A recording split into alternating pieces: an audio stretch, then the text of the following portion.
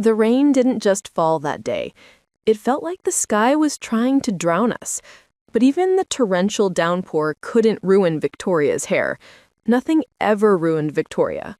She stood across the open grave, a vision of perfectly tailored, jet-black designer grief.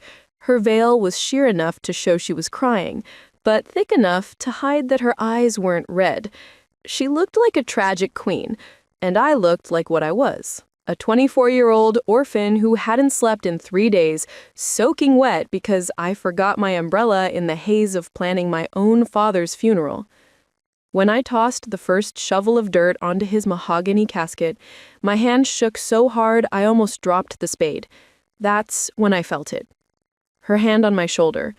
To everyone else, it looked like a comforting gesture from a loving stepmother, but her grip was like a vice. Her nails digging into my skin through my coat. She leaned in close, her perfume, something expensive and cloying, like rotting orchids, filling my nose. "Try not to shake so much, Maya," she whispered, her voice smooth as poisoned honey. "It makes you look weak. Your father hated weakness. Honestly, it's insulting his memory." She pulled back before I could shove her away, dabbing a dry eye with a lace handkerchief as the cameras of the local press snapped away. The grieving widow, comforting the hysterical daughter. Perfect. It was always perfect with her. My father, Robert Sterling, had been a titan of New York real estate. He was tough, brilliant, and utterly blind when it came to her.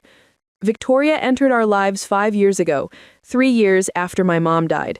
She was a former model, 20 years his junior, with a smile that could melt glaciers and a heart made of absolute zero. I tried to warn him. I tried to show him the way she isolated him, how she slowly replaced his loyal staff with her own people, how she was conveniently always there when he needed to sign complex documents while heavily medicated for his chronic fatigue, a fatigue that only started after they married. He wouldn't listen. "She loves me, Maya," he'd say, his once booming voice reduced to a frail rasp in those final months. "You just need to give her a chance." I gave her a chance. I gave her 5 years of chances. And now, he was in the ground, and she was holding court at the reception in our penthouse, sipping vintage champagne that cost more than my college tuition. I watched her from the corner of the grand ballroom. She was laughing softly with Senator Davies, her hand lightly touching his arm. She didn't look like a woman who had just lost the love of her life. She looked like a woman who had just closed the biggest deal of her career. "She's good, isn't she?" I turned. It was Leo, Victoria's son from her first marriage. He was the black sheep she never talked about, a brilliant but cynical tech guy she'd practically disowned because he refused to play her social climbing games. I hadn't seen him in 2 years. "What are you doing here, Leo?" I asked, my guard instantly up. "Same as you," he said, taking a sip of bourbon, his dark eyes fixed on his mother, "watching the master at work. You know she's already redecorating his office in her mind, right? Probably ordered the new furniture a week before he died." "Don't." Truth hurts, Maya. Robert was a good man, but he was a fool for marrying her. And now comes the slaughter. I didn't want to believe him. I wanted to believe that despite everything, my father had protected me, that he hadn't left me completely at the mercy of this woman. I was wrong. The slaughter wasn't coming. It had already begun. The reading of the will took place 3 days later in the sterile, glass-walled conference room of Sterling Holdings. The family lawyer, Mr. Henderson, a man who had known me since I was in diapers, couldn't even look me in the eye. That should have been my first warning. Victoria sat opposite me, looking refreshed. She'd already traded her black morning wear for a deep navy power suit. She checked her watch twice in the first minute. "Let's get this over with, Marcus," she said, using the lawyer's first name with jarring familiarity. "I have a board meeting at 2. "A board meeting?" I interrupted, my voice tight. "You're not on the board, Victoria." She just smiled, a small, pitying tilt of her lips. Mr. Henderson cleared his throat. his hands trembling slightly as he broke the seal on the thick envelope. Yes, well, Robert updated his will 6 months ago. It supersedes all previous drafts. 6 months ago, when he was at his sickest, when she wouldn't let me see him for weeks because he was too fragile for visitors. To my daughter, Maya, Henderson read, his voice monotone, I leave the contents of my safe at the upstate cabin, specifically her mother's jewelry collection, which I know she cherishes. He paused. I waited. And? He swallowed. That is the extent of the specific bequest to you, Maya. The room went dead silent. The air was sucked out of the space. My mother's jewelry. That was it. No shares, no trust fund, no family home. And the rest, I whispered, though I already knew. To my devoted wife, Victoria Sterling, who cared for me in my deepest time of need, I leave the entirety of my estate, including all real property, liquid assets, and my controlling interest in Sterling Holdings. I name her sole executor and CEO, effective immediately. I slammed my hands on the mahogany table, standing up so fast my chair fell backwards. This is a lie! He would never do this! You coerced him! Victoria didn't even blink. She just slowly reached for the carafe of water and poured herself a glass. Coercion is a very strong legal term, darling. Do you have proof? Or are you just having another one of your emotional outbursts? Your father always said you were too volatile to handle the business. He never said that. You wrote this. You made him sign it when he was drugged out of his mind. I looked at Henderson. Marcus, you know this is wrong. You knew him. Henderson looked down at his papers. The will was witnessed by 2 independent notaries and certified by Dr. Eris, confirming sound mind. Dr. Eris? Are you kidding me? Her personal concierge doctor? Victoria stood up smoothly, collecting her crocodile skin Hermes bag. She walked around the table until she was standing right next to me. She didn't look angry. She looked bored. Listen to me closely, little girl, she said, her voice low, just for me. You lost the moment he put that ring on my finger 5 years ago. You just didn't realize it until now. The penthouse is mine. The company is mine. The Hamptons house, the cars, the jet, mine. I'll sue you, I hissed, tears of pure rage stinging my eyes. I will tie this up in court for decades. I will ruin you. Victoria laughed. It was a genuine laugh, bright and terrifying. With what money, sweetie? You don't even have a job. You have some nice vintage necklaces. You want to fight me? Go ahead. She leaned in, her eyes dead cold. Do something about it. I dare you. She walked out, leaving me alone in the glass room with a lawyer who wouldn't look at me and a piece of paper that had just erased my entire future. I thought that was rock bottom. I was naive. Rock bottom was returning to the penthouse 2 hours later to find the locks changed. Rock bottom was my credit cards being declined when I tried to check into a hotel that night. Victoria hadn't just taken the future. She had frozen the present. My personal accounts were apparently tied to the family trust, which she now controlled. I spent that first night sleeping in my car, parked in an alley 3 blocks from the empire my father built. I cried until I threw up. And then I cried some more. I felt stripped raw. A princess turned pauper in less than 24 hours. By day 3, the shock had worn off, replaced by a cold, sharp anger that settled deep in my gut. I sold one of my mother's diamond necklaces. It broke my heart, but I needed cash, and rented a dingy motel room on the outskirts of the city. I was sitting on the lumpy bed, staring at a wall covered in peeling beige wallpaper, when my phone buzzed, an unknown number. If you're done feeling sorry for yourself, we should talk. It was Leo. We met at a greasy spoon diner that Victoria wouldn't be caught dead in. Leo looked tired, his hoodie pulled up, eyes scanning the room constantly. "He fired me this morning," he said without preamble, sliding a thick manila envelope across the sticky table. "Apparently, my services as IT director are no longer compatible with the company's new vision." "I didn't know you worked at Sterling," I said, surprised. "I was in the basement, kept the servers running, low profile, just how I liked it. But I saw things, Maya. Digital footprints she thought she erased." I opened the envelope. It was nonsense to me. Lines of code, server logs, time-stamped emails. What am I looking at? 6 months ago, right before the new will was signed, Victoria's personal email account received 3 attachments from Dr. Aris. They were encrypted, but she's sloppy with passwords. It's always her birthday. He leaned in. They weren't just medical records. They were instructions, dosages, combinations of sedatives that induce a state of high suggestibility without causing total unconsciousness. It's called twilight anesthesia, usually used for minor surgeries. She was keeping him in a twilight state for weeks. My blood ran cold. She drugged him to sign the will. She drugged him to do a lot of things, transfer assets, change power of attorney. But this, he pulled out another sheet, this is the smoking gun, or it would be if we had the original. The original what? The original will. The metadata on the law firm's server shows a file was deleted the day after he died. It was titled RS Last Will Final Real.pdf. She didn't just make him sign a new one, she destroyed the old one digitally. But Robert was old school. He didn't trust the cloud. I realized what he was saying. My father always kept hard copies of everything important.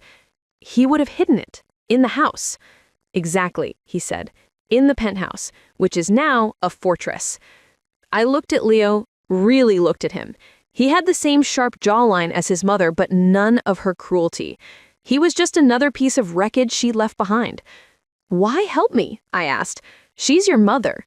Leo's expression hardened, a flash of intense pain crossing his face.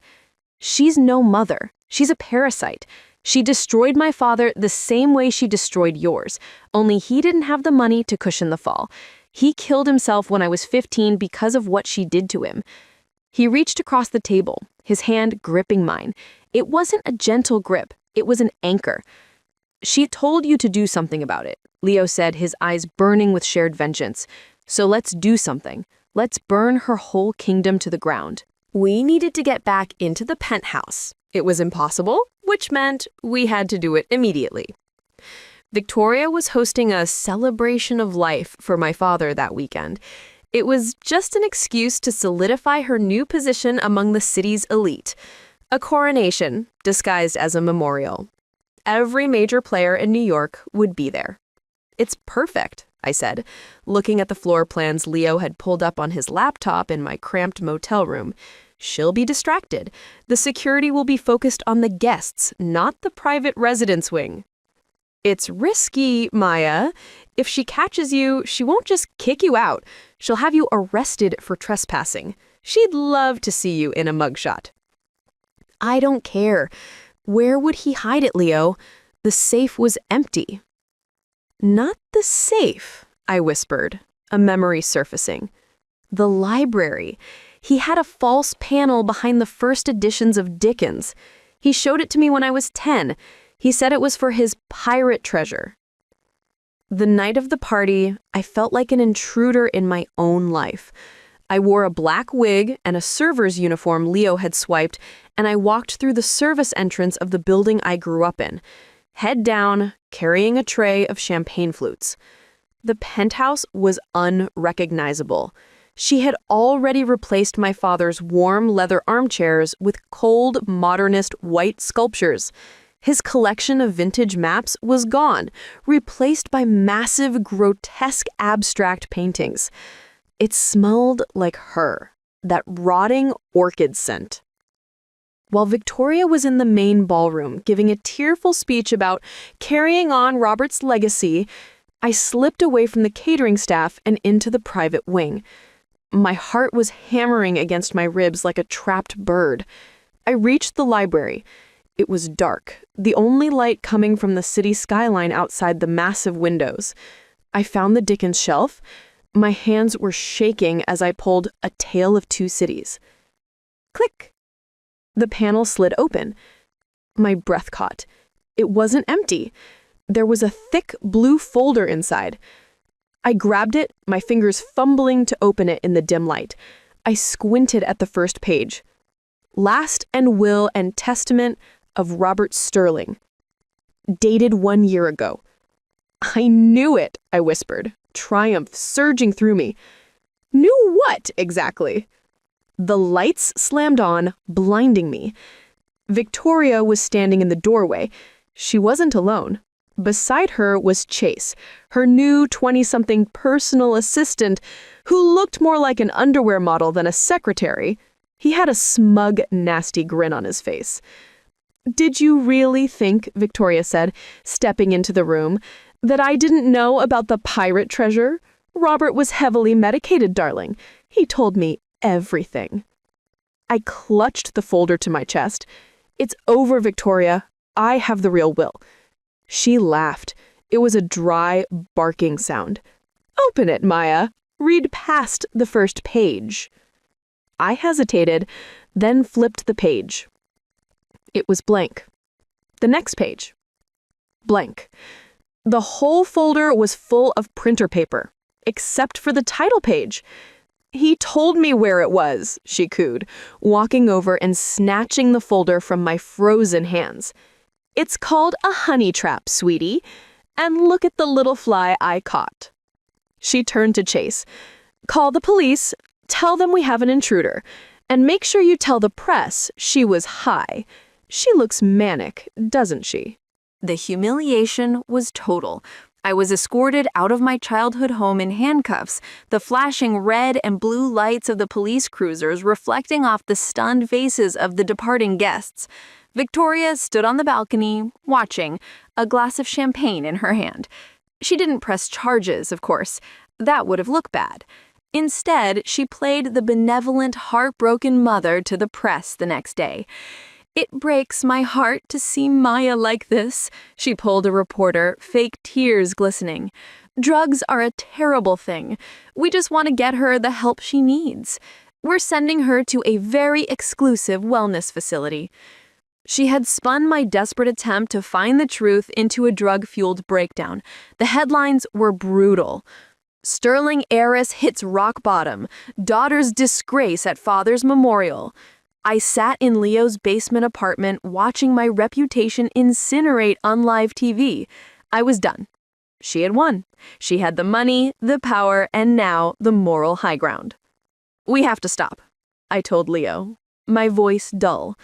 "She's too far ahead of us. Every move we make, she's 3 steps ahead." Leo didn't answer. He was staring at his computer screen, wearing headphones, completely zoned out. "Leo!" He held up his hand, silencing me. He was listening intently to something, rewinding and playing it back. His eyes suddenly widened. "Maya? Come here." I dragged myself off the couch. "What? More bad news?" "Remember I told you I kept the servers running? I also installed a few redundancies, backdoors she doesn't know about. I've been scrubbing through the cloud backups of her personal devices. She wiped her phone the day Robert died, but she forgot about her smartwatch. It auto-syncs audio clips if it detects high stress levels." He clicked play. It was staticky, muffled, like it was recorded from under a sleeve, but the voices were unmistakable. Robert's voice, weak, slurry. "Vicky, please, the medicine. It makes my head spin. I don't want to sign." Victoria's voice, sharp, impatient. "Just sign the damn paper. Then you can sleep. You want to sleep, don't you? If you don't sign, no more pain meds. Do you want the pain back?" Robert sobbing softly. "No, please. No pain." I covered my mouth, tears streaming instantly. It was worse than I thought. It wasn't just twilight sedation, it was torture. She had tortured him into signing. "We have her," I whispered, a cold fury replacing my despair. "This is a felony. This is elder abuse, extortion. It's good, but it's not enough. A good lawyer, and she has armies of them, will argue it's taken out of context or that it's a deep fake. We need something concrete, something she can't spin.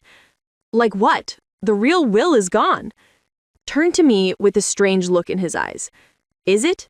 You said your dad was old school. He didn't trust the cloud. He didn't trust safes she could access. He trusted the library.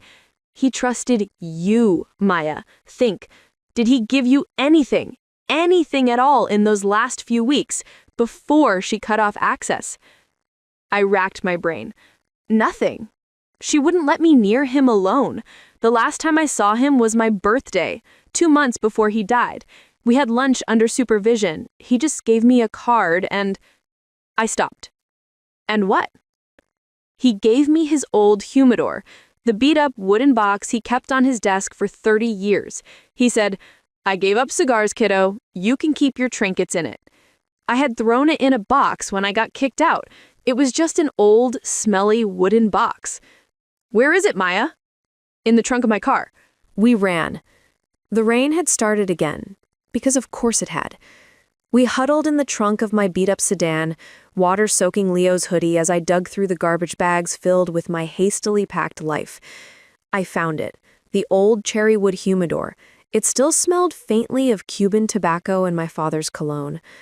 It's just a box, Leo, I said, losing hope as I opened it.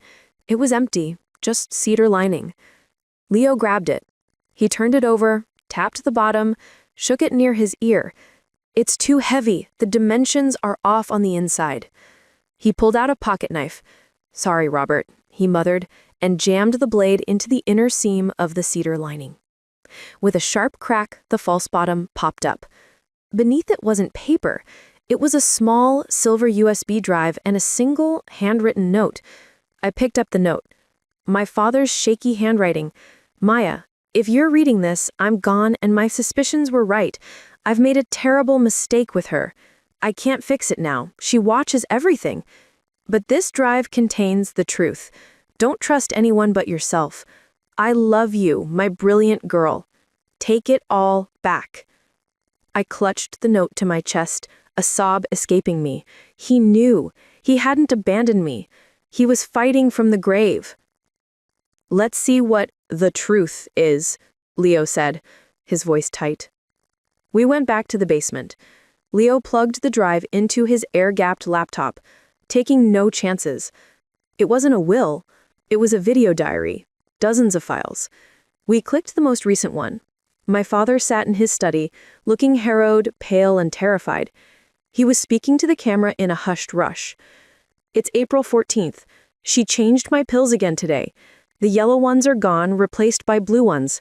I feel fuzzy. I can't remember things.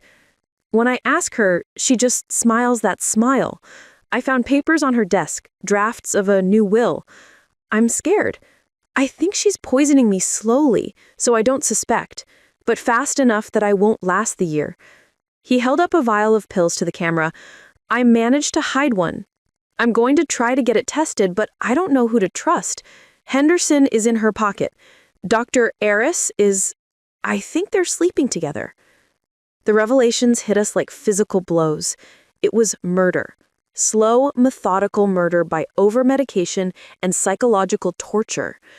This is it, Leo said, his face pale. This is life in prison. This destroys her completely. We take it to the police, I said, standing up. No, Leo said sharply. Not yet. Why? We have everything. Because she owns the police commissioner, Maya. She's donated millions to her re-election fund. If we hand this over, it might accidentally get corrupted or lost in evidence. We need to make it public, undeniable. We need to drop this bomb where she can't defuse it. He was right. I looked at the calendar on his wall. Tomorrow night, I said, a cold smile forming on my face. The Sterling Annual Charity Gala. It's being televised live this year. She wanted to show the world how charitable the new Sterling regime is. You want to hijack the live broadcast? That's insane. It's suicide if it fails. She told me to do something about it, I said, my eyes fixed on my father's terrified face on the screen. I'm going to do exactly what she asked, in front of the whole damn world. The Sterling Gala was the event of the year. 500 of the city's wealthiest, most influential vultures gathered in one ballroom to pretend they cared about orphanages, drinking $1,000 bottles of wine. I wasn't on the guest list this year. In fact, my photo was likely at every security checkpoint with a big red "Do Not Admit" stamped over it.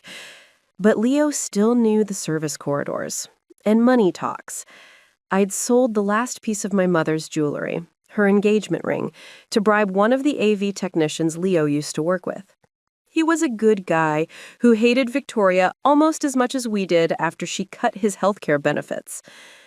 I waited in the cramped AV booth overlooking the glittering ballroom. I could see her down there, dressed in shimmering silver, looking like a triumphant goddess. She was working the room, Senator Davies on one arm, Marcus Henderson on the other, the unholy trinity. 2 minutes to her keynote speech, Leo whispered over the comms in my ear. He was in the basement server room, ready to override the main projector. Are you sure about this, Maya? Once we do this, there's no going back. If we miss, she will bury us for real this time. I have nothing left to lose, Leo. She took it all. I'm just taking it back. Victoria took the stage. The applause was thunderous. She soaked it in, beaming with false humility. Thank you, she cooed into the microphone. It is with a heavy heart that I stand here tonight without my beloved Robert. But I know he is watching down on us, proud of the work we are continuing in his name. She actually believes her own lies, I muttered. 30 seconds, Leo said. Get ready to make your entrance. I checked my appearance in the reflection of the soundboard. I wasn't the scared girl in the rain anymore. I wore a blood-red dress I'd bought with the last of my cash. It was armor. And so, Victoria continued, I am thrilled to announce the new Robert Sterling wing at City Hospital. Now, Leo barked. Leo hit the kill switch on her presentation. The massive screen behind her, which was displaying architectural renderings, suddenly went black. The audience murmured, confused. Victoria tapped her microphone, annoyed. A little technical difficulty, it seems. Then the screen flickered to life. It wasn't architectural renderings. It was my father's face, huge, pale, terrified. He thinks she's poisoning me slowly. His voice boomed through the ballroom speakers, echoing off the gilded ceiling. A collective gasp ripped through the room. Victoria spun around, staring at the giant screen in horror. She looked small suddenly. I didn't wait. I walked out of the AV booth, down the grand staircase that led directly to the stage. All eyes turned from the screen to me, the lady in red, descending like an avenging angel while my father's testimony played on. If you're reading this, she killed me! Victoria killed me! I reached the stage just as the video ended on a freeze frame of him holding up the pills. The silence in the room was absolute. Victoria looked at me, her face a mask of pure, unadulterated hatred. The mask had slipped. Everyone could see the monster now. I walked right up to her microphone. She tried to grab it, but I was faster. You wanted me to do something about it, Victoria. So I did. My voice steady, booming out to the stunned silent room and the live TV cameras. Chaos didn't just break out, it exploded. Cameras flashed like strobe lights, blinding and relentless. Reporters who had been sipping champagne seconds ago were now shouting questions, surging toward the stage. Victoria lunged at me. She actually lunged. It wasn't the poised, socialite move. It was a feral, desperate clawing. Turn it off! It's fake! It's a deep fake! She shrieked, her voice cracking. Security guards hesitated. They didn't know who to tackle, the billionaire widow or the daughter playing accusing videos. It's not fake, and you know it, I said, standing my ground as she unraveled right in front of me. We have the originals. We have the pill analysis from the vial he hid. It matched the sedatives Dr. Eris prescribed under a false name. We have everything. I saw Marcus Henderson trying to sneak out a side exit. "Going somewhere, Marcus?" I called out over the mic. The spotlight swung to him, catching him like a rat in a trap. "I think the police will want to know about your role in certifying a will signed under duress." Just then, the heavy double doors at the back of the ballroom burst open. Not hotel security, NYPD. Leo walked in behind them, looking grimly satisfied. He'd timed the call perfectly. Victoria saw the uniforms and stopped struggling. She smoothed her dress, a terrifying instant regaining of composure. She turned to me, her eyes cold, dead sharks again. "You little bitch," she hissed, low enough that the mics didn't catch it. "You think this is over? I have more money than God. I will be out on bail before you even finish your victory lap. I will bury you in litigation until you're old and gray." "You can try," I said, leaning in close, just like she did at the funeral. "But you forgot one thing, Victoria." "What's that?" "The board hates bad press more than they love money. Check your phone." She looked down. Her phone had been blowing up with notifications. "Leo just pushed a press release," I whispered. "The board convened an emergency vote 5 minutes ago, right after the video started. You're out, unanimously. Morals clause." For the first time ever, I saw true fear in her eyes. The money was her shield, and I had just stripped it away. The police reached the stage. "Victoria Sterling, you're under arrest for suspicion of murder, fraud, and elder abuse." As they cuffed her, she didn't look at the cops. She just kept staring at me, her face pale as marble. I watched them drag her away through the crowd of her former peers, who partied like the Red Sea, no one willing to make eye contact with the fallen queen. I stood alone on the stage, in the red dress, under the hot lights. I had won. So why did I feel so cold? The aftermath was messy. It wasn't a clean Hollywood ending.